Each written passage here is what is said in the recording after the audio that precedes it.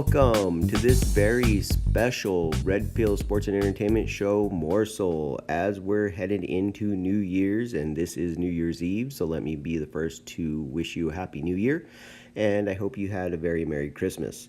Okay, guys, so I wanted to talk today really quick about fitness, nutrition, as it pertains to New Year's resolutions.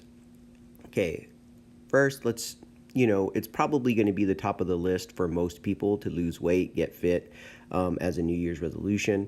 That being said, if it's yours and you're waiting till Wednesday to start, you're already getting off to a bad foot. I'm just going to be honest with you. You need to start today, right now. Next, you want to make sure that through your journey, you're being realistic in your goals. What I mean by that is making small incremental changes is always going to be more sustainable, more fun, and create a positive association in your mind with your new lifestyle than making big radical changes that are going to make you completely unhappy.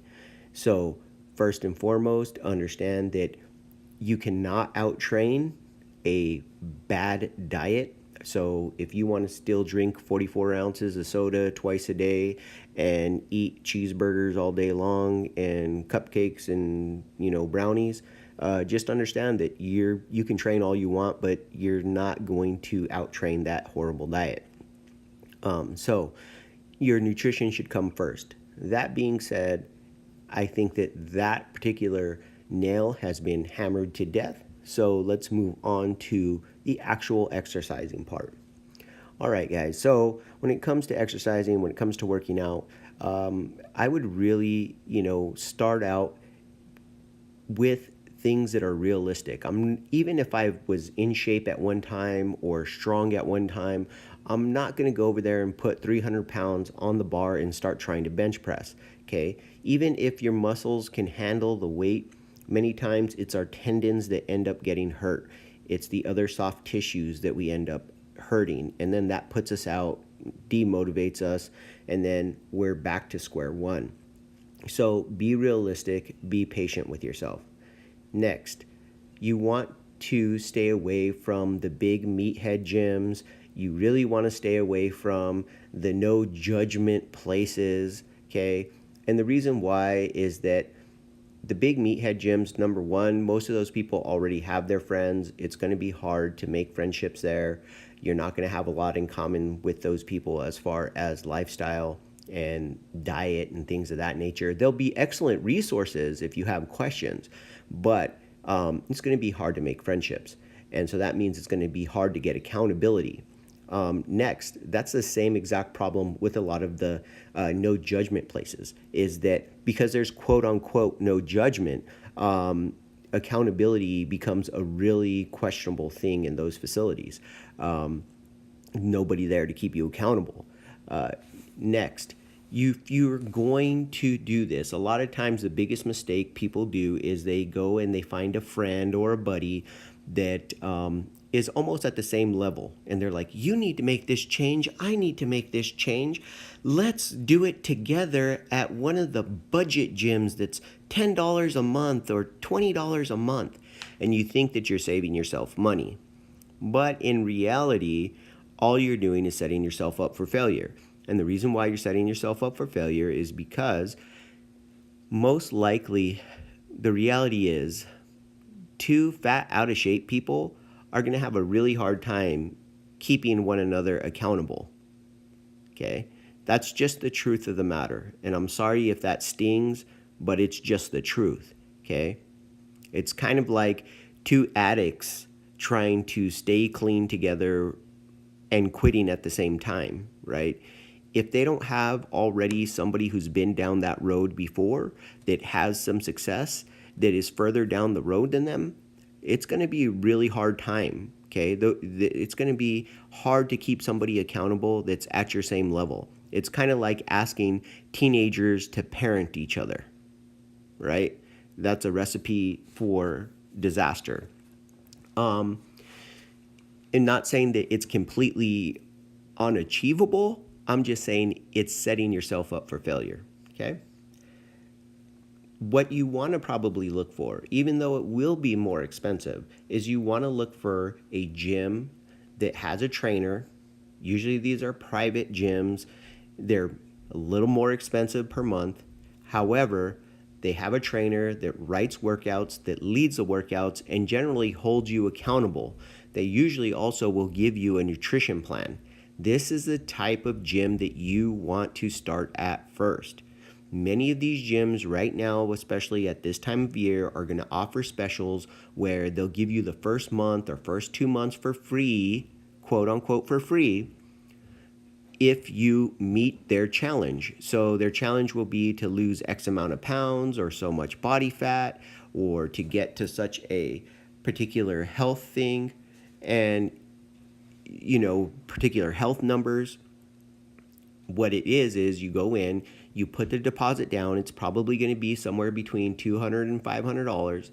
And when you win the challenge, they will refund your money. Now, many people are going to look at this and go, wow, that's super expensive. That's ridiculous. However, if it was worth $500, do you think you're a lot more likely to do it? I think so. I think you're much more likely to show up for a workout and make sure you show up for your workouts, right? If you had money in it, if you had skin in the game. The other reason why I like these gyms is generally they're more full than the meathead gyms and the no judgment gyms on a regular basis, okay?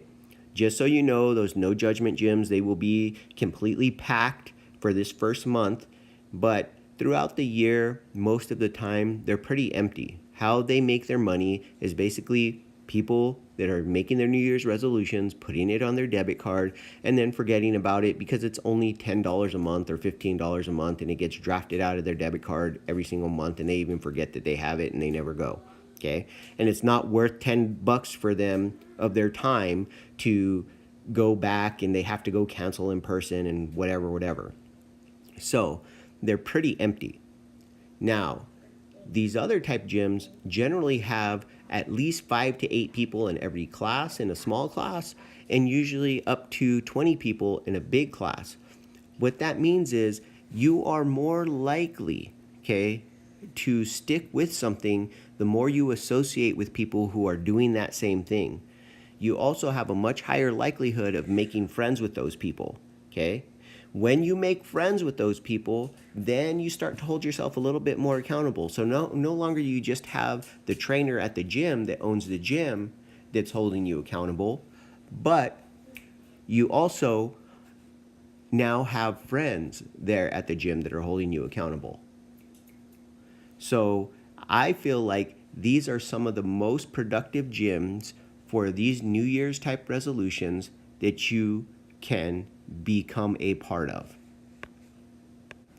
Speaking of making friends, doing some type of competitive sport that you can compete at as an adult, right, is also something that will help you to make friends. For instance, I love jiu-jitsu. Okay, it's very near and dear to my heart. But there's also the idea of getting into a boxing class or actual boxing gym. You can also do some cycling, maybe even join a sport that you're not really familiar with, such as an adult soccer league, and do, a few soccer games. Now, what these things will do is you will make friends within those things. Let's say, for instance, the jiu-jitsu or boxing community. You will be a beginner. There will be a lot of beginners right now at the new year. You will make friends with beginners, but you'll also have the added value of the coach there that is holding you accountable, the boxing coach, right? You can sign up for a tournament, get ready for that tournament. If you're doing cycling, you can sign up for cycling, right? And do a race. If you're doing soccer, you join a league. You have to show up for the game, so you have to show up for practice, okay? Now, if you, for instance, have to work out at if that's not an option and you have to work out at one of those meathead gyms or non-judgmental gyms, one of the fun things you can do is sign up for an extreme race, right? Because you're going to have to carry things and climb things and things of that nature, that means that your workouts will also have to look that way. And so you'll get a very well-rounded workout. These are just simple things you can do to make sure that you have the right kind of goals, that you have the right kind of people, and that you start making the lifestyle changes that you need to make. Guys, just be real with yourselves, okay? Small incremental changes, generally speaking, are much more sustainable than shooting for the 50-pound weight loss, the 100-pound weight loss in a month or 2 months or 3 months, okay? Shoot for, 20 pounds in 3 months. That's a good goal. All right, guys, remember, be practical, be purposeful, get fit with a purpose.